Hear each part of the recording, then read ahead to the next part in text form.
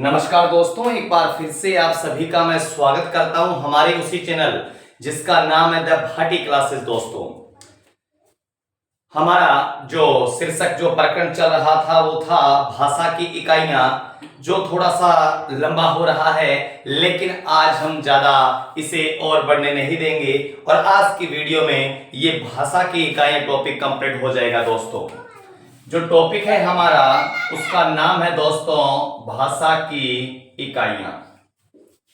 भाषा की इकाइयां टॉपिक जो चल रहा है, आपको पता है, जानकारी है कि इकाइयां 5 होती है, जिसमें हमने पहली इकाई की बात कर ली दोस्तों, जिसका नाम है ध्वनि। नंबर 2 इकाई जिसके बारे में हमने बात कर ली दोस्तों वर्ण, और नंबर 3 जिसके बारे में हमने चर्चा कर ली दोस्तों शब्द। और आज जो चौथी और पांचवी इकाई रही है, जिसके मैं स्टार्ट करने जा रहा हूं, जिसे हम कहते हैं वाक्य, और जो पांचवी इकाई है जिसे क्या कहते हैं दोस्तों पद। आज इन्हीं दोनों के ऊपर ये वीडियो पे पूरी चर्चा रहेगी दोस्तों। वाक्य क्या होता है, वाक्य के अंग कौन से होते हैं, वाक्य कितने आधार पे बांटा जा सकता है, पर आपको ये विशेष ध्यान रखना है दोस्तों, मैं ज्यादा पोस्टमार्टम नहीं करूंगा वाक्य का कि किस आधार पे कितने, तो उसे कैसे किस प्रकार कहा जाता है, क्योंकि 12th में आपके इतना डीपली नहीं पूछा जाता है दोस्तों, न पूछा जाएगा। केवल आपको ये ध्यान रखना है किसके आधार पे कितने वेद हो सकते हैं दोस्तों, याद रखिएगा आप। ये टॉपिक 10th में लगता है तो 10th क्लास में इसका मैं पूरा पोस्टमार्टम कर दूंगा जब मैं 10th क्लास की वीडियो वाक्य को लेके आऊंगा। उसी प्रकार 10th क्लास में पद परिचय लगता है, वहां पर भी मैं इसका पूरा पोस्टमार्टम कर दूंगा। मेरे कहने का मतलब ये दोस्तों, 12th के रिगार्डिंग जो प्रश्न आते हैं उसके रिगार्डिंग मैं यहां पर कंप्लीट करवा दूंगा दोस्तों, 10th के अकॉर्डिंग वहां पर आपको मिलेगा। तो देखते हैं दोस्तों आज की वीडियो में, और इसका नाम है भाषा की इकाई नंबर 4, और इसका नाम है दोस्तों वाक्य। नाम क्या है दोस्तों? वाक्य। परिभाषा की बात करें दोस्तों तो आपको याद रखना है कि सार्थक शब्दों के मेल से, सार्थक शब्दों का समूह कहो, मेल कहो, कुछ भी कहो, सार्थक शब्दों का जो समूह होता है ना, उसे हम क्या नाम देते हैं दोस्तों? वाक्य कहते हैं। मैंने कहा दोस्तों, जैसे एग्जाम्पल के तौर पे एक है कमल और एक में लिख दिया का फूल खिल गया, कमल का फूल खिल गया, जैसे पिछले एग्जाम्पल में दिया था। अब देखो बेटा, ये स्वतंत्र है, अगर मैं ये न लिखूं तो वाक्य का, तो आप इसे क्या कहोगे? शब्द। ये भी स्वतंत्र, लेकिन जब मैं इन सभी को एक सूत्र में बांध दूं और कंप्लीट से पूछे कि ये क्या है, तो आपका आंसर क्या रहेगा दोस्तों?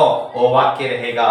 एक शब्द शब्द शब्द शब्द शब्द, कई शब्द मिलकर एक ग्रुप का निर्माण करते हैं, और उस ग्रुप को क्या कहते हैं दोस्तों? वाक्य कहते हैं। तो आपका आंसर होना चाहिए कि 2 या 2 से अधिक शब्दों के मेल से वाक्य का निर्माण होता है। अब शब्द 2 हो, जैसे मैंने लिखा दोस्तों राम गया।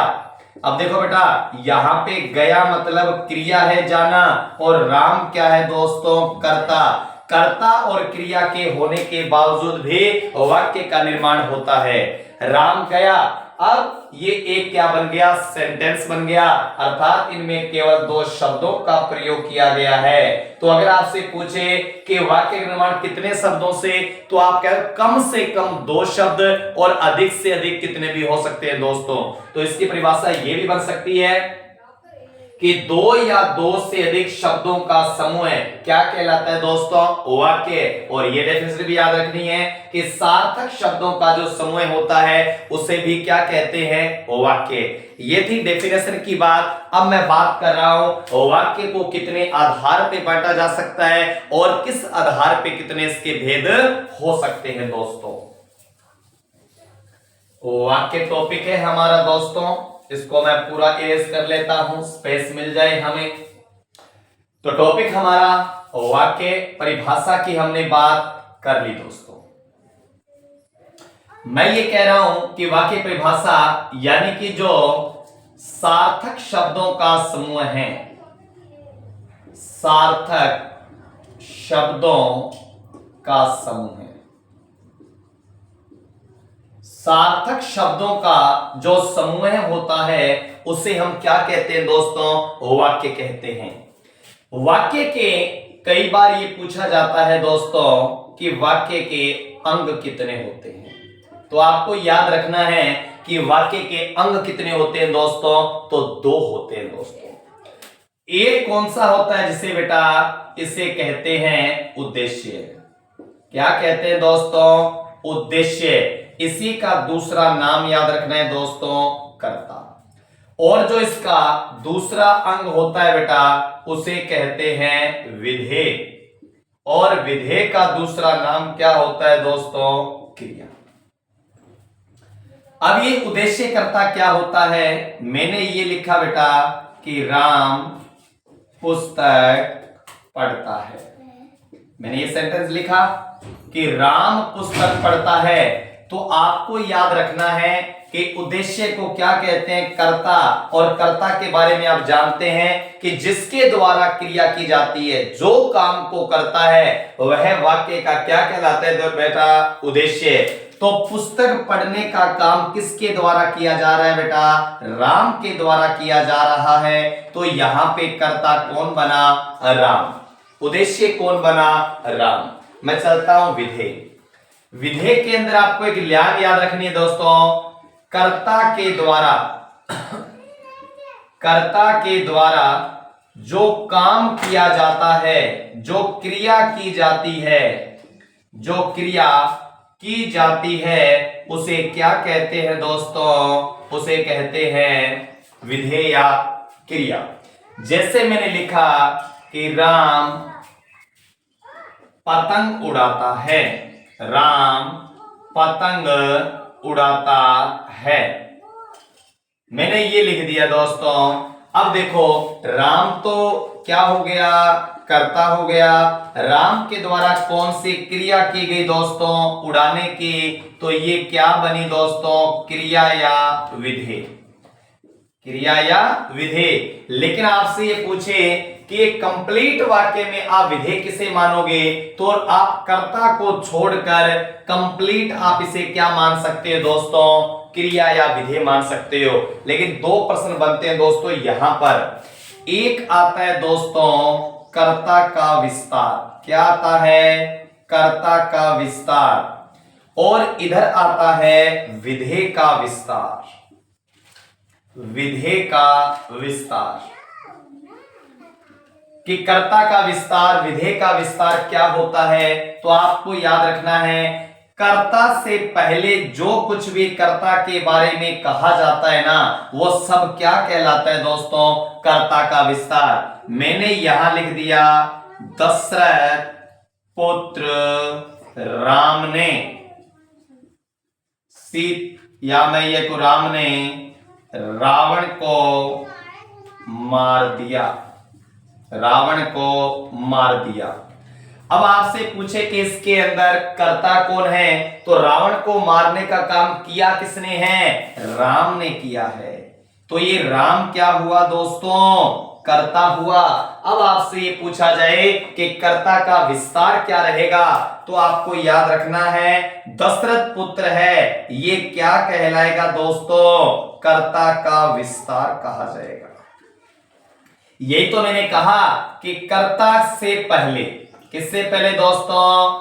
कर्ता से पहले जो कुछ भी कहा जाता है ना, वो क्या कहलाता है दोस्तों? कर्ता का विस्तार। यही तो मैं कह रहा हूं। जानकी पुत्री सीता ने राम को अपना पति चुना। तो सीता ने कर्ता बना, लेकिन जानकी पुत्र, जनक पुत्र, कौन से? जनक पुत्री। जानकी कहा? जानकी तो सीता का नाम भी था। समझ आता हूं माते? तो जनक पुत्री, तो ये क्या हो जाएगा दोस्तों? कर्ता का विस्तार। मेरे कहने का मतलब ये दोस्तों नहीं पूछा जाएगा, लेकिन जब ये टॉपिक ले लिया है तो अपने इसका थोड़ा बहुत जानकारी ले लें। उद्देश्य क्या होता है? कर्ता के द्वारा, या मैं ये कहूं वाक्य में जिसके द्वारा क्रिया की जाती है उसे क्या कहा जाता है? कर्ता।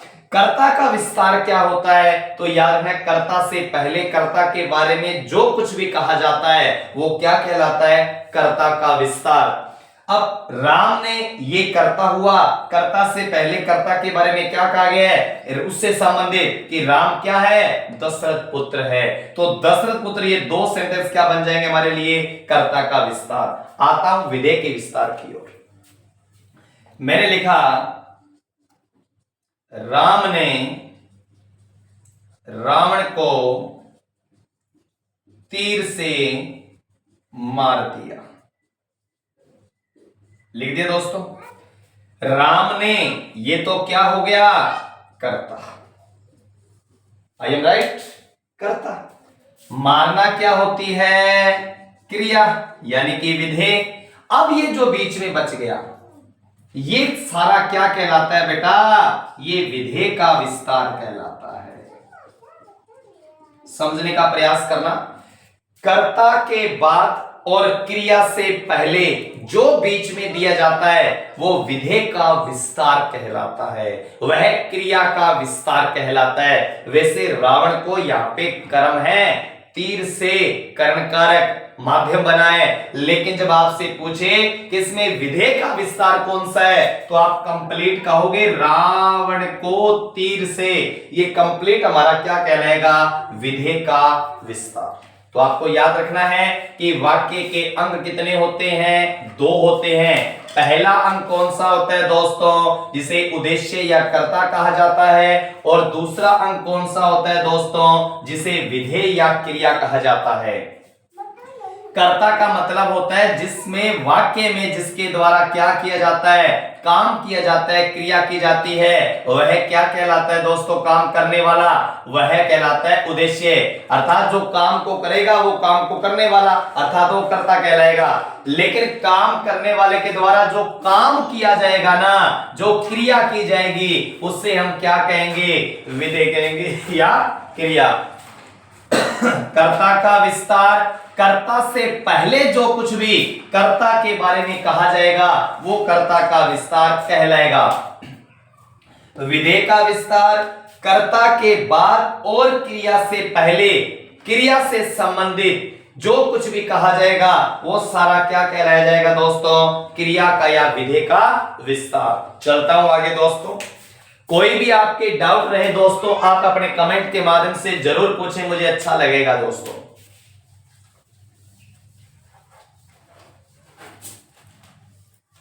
टॉपिक हमारा वाक्य। अब मैं कर रहा हूं दोस्तों, आपने बात कर ली कि क्रिया वाक्य की परिभाषा, वाक्य के अंग दोनों पे चर्चा कर ली है। अब मैं बात कर रहा हूं वाक्य के भेद। वाक्य के भेद।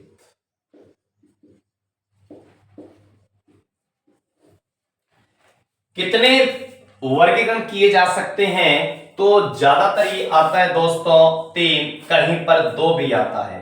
कौन कैसे आता है वो आपकी बात करते हैं। पहला जो वर्गीकरण आता है दोस्तों वो आता है क्रिया के आधार पर। किसके आधार पे? क्रिया के आधार पर। जैसे शब्द में हमने किया था वैसे ही आपको यहां पर याद रखना है दोस्तों। यहां पर केवल आपको याद कितने भेद होते हैं, काम चल जाएगा दोस्तों। ये वाक्य टॉपिक 10th क्लास से पूरा पोस्टमार्टम कर दूंगा दोस्तों, घबराने की इच्छा नहीं। दूसरा जो आता है दोस्तों वो आता है रचना के आधार पर। किसके आधार पर? रचना के आधार पर। जो तीसरा आता है ना दोस्तों वो आता है अर्थ के आधार।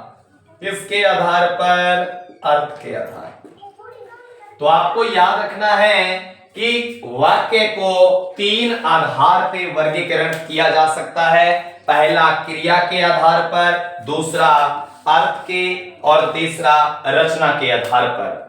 क्रिया के आधार पर इसके कितने वर्गीकरण हैं? तो आपको याद रखना है दोस्तों, इसके 3 वर्गीकरण किए जा सकते हैं। अर्थात क्रिया के आधार पर वाक्य के खालिस्तान भेद होते हैं। तो आंसर क्या रहेगा? 3। आपकी 12th क्लास की व्याकरण, वस्तुनिष्ठ और रिक्त स्थानों में कंप्लीटली आ जाएगी। तो आपको घबराने की आवश्यकता नहीं है। आपको इनकी परिभाषा लिखनी नहीं पड़ेगी, वहां पे लिखी आएगी, केवल आपको उसका बताना है कि ये परिभाषा है किसकी, किसके आधार पे कितने भेद होते हैं, कितनी संख्या होती है, केवल काम समझेगा। जो पहला होता है बेटा उसे कहते हैं कृतवाक्य। कौन सा? कृतवाक्य।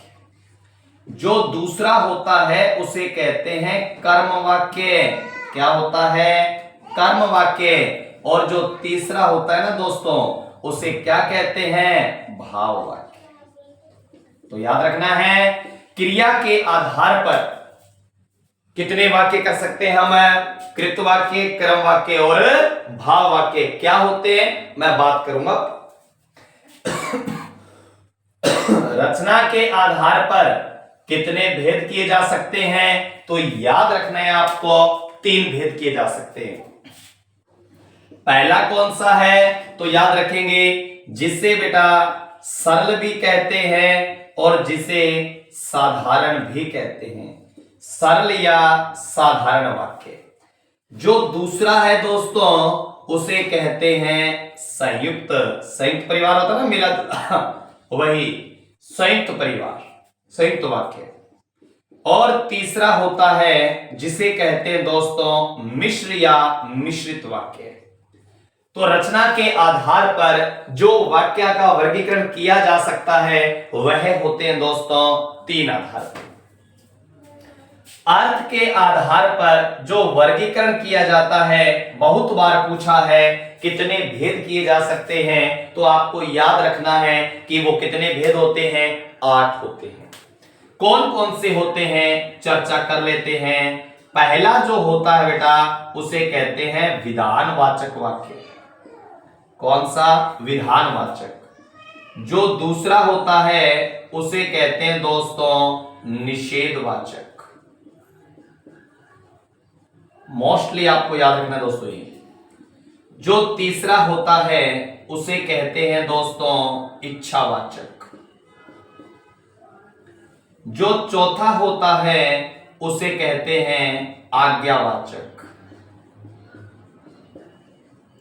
जो पांचवा होता है दोस्तों उसे कहते हैं क्या?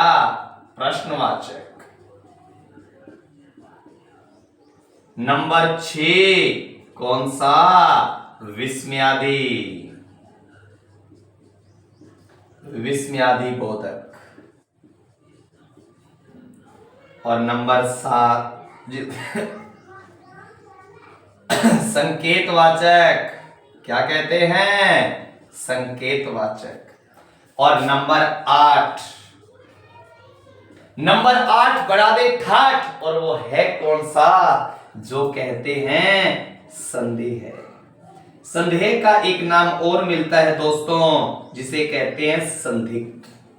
तो ये 8 भेद है जिसे आपको याद रखना है कि अर्थ के आधार पर जो वाक्यों को अपने बांट सकते हैं, कितने भेद किए जा सकते हैं, तो आपको याद रखना है 8 होते हैं। 8 होते कौन से हैं वो आपके सामने है दोस्तों। मैं पूरा पोस्टमार्टम करूंगा जहां पर कार्य करने का कोई निषेध न हो, जहां पे कार्य करने का बोध होता है, जहां कार्य करने का निषेध होता है, मनाही होती है, जहां पर कोई किसी की मनोकामना की बात की जाए, जहां पर कोई आज्ञा आदेश की बात की जाए, जहां प्रश्न पूछा जाए, जहां मन के भावों का हर्ष विषाद आदि के बारे में, आश्चर्य, भय, उन्हीं के बारे में, संकेत जब एक क्रिया दूसरी क्रिया पे डिपेंड हो, और संदेह जहां पर कार्य होने की संभावना।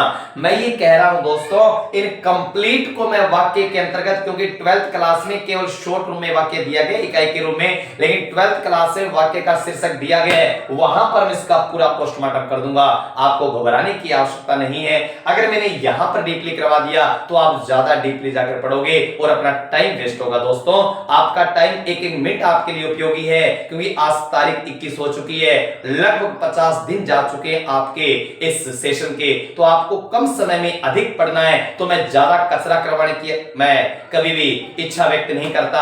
आपको ही पता है दोस्तों, हम पढ़ेंगे कम पढ़ेंगे लेकिन अच्छा पढ़ेंगे, ताकि समय भी बचे और हमारी रुचि भी बनी रहे दोस्तों। तो वाक्य के आधार पर आपको ये याद रखना है कि क्रिया के आधार पर वाक्य कितने भेद होते हैं। तो आपका आंसर रहेगा दोस्तों 3। कौन कौन से?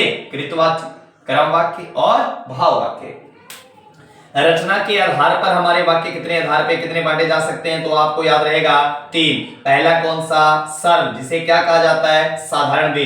दूसरा वाक्य कौन सा, संयुक्त। और तीसरा कौन सा, मिश्र। उसी प्रकार अर्थ के आधार पे कितने, 8। कौन कौन से, ये सामने दोस्तों। लास्ट इकाई रही है आपकी भाषा की, जिसे कहते हैं पद। सुन लेते हैं। आपके कमेंट बहुत कम आ रहे हैं दोस्तों।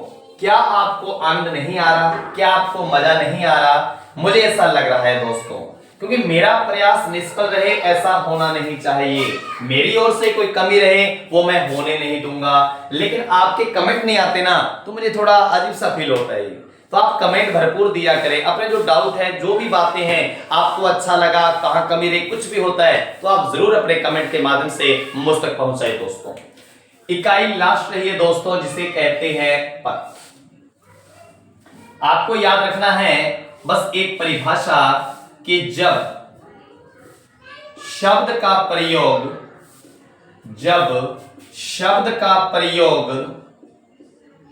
वाक्य में कर लिया जाए, जब शब्द का प्रयोग वाक्य में कर लिया जाए, जब शब्द का प्रयोग वाक्य में कर लिया जाए तो शब्द पद बन जाता है, शब्द पद बन जाता है।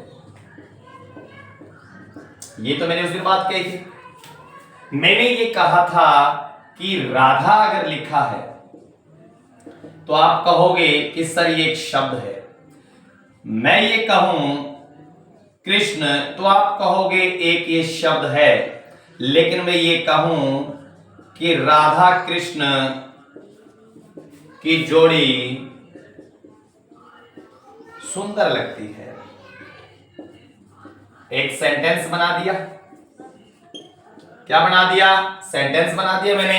तो अब अगर आपसे पूछे कि राधा क्या है, कृष्ण क्या है, तो आपका आंसर शब्द न रहे के आप क्या कहोगे दोस्तों, इसे कहोगे। एक परिभाषा और याद रखनी है, पूछी गई है दोस्तों, विभक्ति युक्त शब्द क्या कहलाता है, पद कहलाता है। आपको याद रखना, विभक्ति युक्त मतलब है कारक की अगर विभक्ति का प्रयोग किया जाए, वैसे वाक्य में होगा तो विभक्ति लगेगी।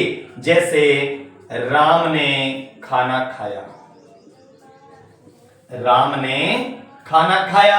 अब ये विभक्ति है कर्ता कारक की। अब आपसे ये कह रहा है कि जब विभक्ति लग जाती है ना, तो ये शब्द क्या बन जाता है, पद बन जाता है। मैं वही तो कह रहा हूं कि वाक्य में जब प्रयोग कर लिया ना, तो भी वो क्या बन जाता है, पद बन जाता है। दोनों परिभाषा याद रखनी है कि जब शब्द का प्रयोग वाक्य में कर लिया जाए तो वो शब्द क्या बन जाता है, पद बन जाता है। दूसरी परिभाषा आपको याद रखनी है कि विभक्ति युक्त शब्द होता है, वह भी क्या कहलाता है दोस्तों, पद कहलाता है। किस प्रकार, ये आपके सामने। तो आज हमारी दोस्तों जो भाषा की इकाइयां थी, जो टॉपिक था, वो आज कंप्लीट होता है। और मैं पूरे विश्वास के साथ कह सकता हूं कि आपको भाषा की इकाई से संबंधित कोई कहीं पर दिक्कत नहीं रही होगी दोस्तों।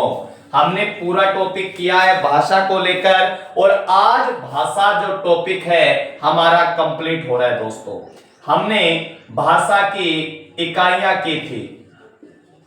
इकाइयां के अंतर्गत हमने इसे 5 भागों में बांटा था दोस्तों। पहली थी ध्वनि, दूसरी थी वर्ण, तीसरी थी शब्द, चौथी थी वाक्य, और 5वीं अभी जो हमने की है वो क्या की है दोस्तों, पद। इन 5 पे हमने बात की है। आप मानकर चलना, इनमें से आपको 1 से 2 नंबर के प्रश्न भरपूर मिलेंगे दोस्तों। इनकी परिभाषा पूछ सकता है, इनकी इकाई पूछ सकता, कितनी इकाइयां होती है, या इनका एग्जाम्पल देके पूछ सकता है, या पद की परिभाषा देके पद को पूछ सकता है कि जब शब्द का प्रयोग वाक्य में कर ले तो खालिस्तान कहलाता है, तो आंसर रहेगा शब्द। सार्थक शब्दों का समूह खालिस्तान कहलाता है, तो आप कहोगे वाक्य। वर्णों का मेल, वर्णों से मिलकर जिस रचना का निर्माण होता है उसे खालिस्तान कहते हैं शब्द। मेरे कहने का मतलब आपको जितना भी करवाया है, पूछने वाला कहीं से भी कोई भी प्रश्न पूछ सकता है, आपको तैयार रहना है दोस्तों। पर इतना अच्छा रहेगा कि जितना करवाया है ये आपके लिए लाभदायक रहेगा दोस्तों। नेक्स्ट वीडियो में मैं शुरुआत करूंगा दोस्तों टॉपिक नंबर 2, और जो टॉपिक लगता है आपके दोस्तों 12th के अकॉर्डिंग, जिसका नाम है दोस्तों अलंकार। महत्वपूर्ण टॉपिक है आपके नजरिए से। 10th क्लास के अंतर्गत भी सीबीएसई की बात करूं तो उसके अंदर भी अलंकार टॉपिक लगता है, तो उन बच्चों के लिए भी काम रहेगा, 12th क्लास में भी काम रहेगा, 12th लिटरेचर वालों के लिए भी काम रहेगा, और जो मेरे बंधु, मेरे साथी जो मेरे साथ तैयारी कर रहे हैं फर्स्ट के सेकंड ग्रेड की, उनके लिए भी बहुत महत्वपूर्ण रहेगा दोस्तों। ज्यादा से ज्यादा सामग्री लाने का प्रयास किया जाएगा और आप उसका लाभ उठाएं, ये मेरे लिए बहुत ही अच्छा रहेगा दोस्तों।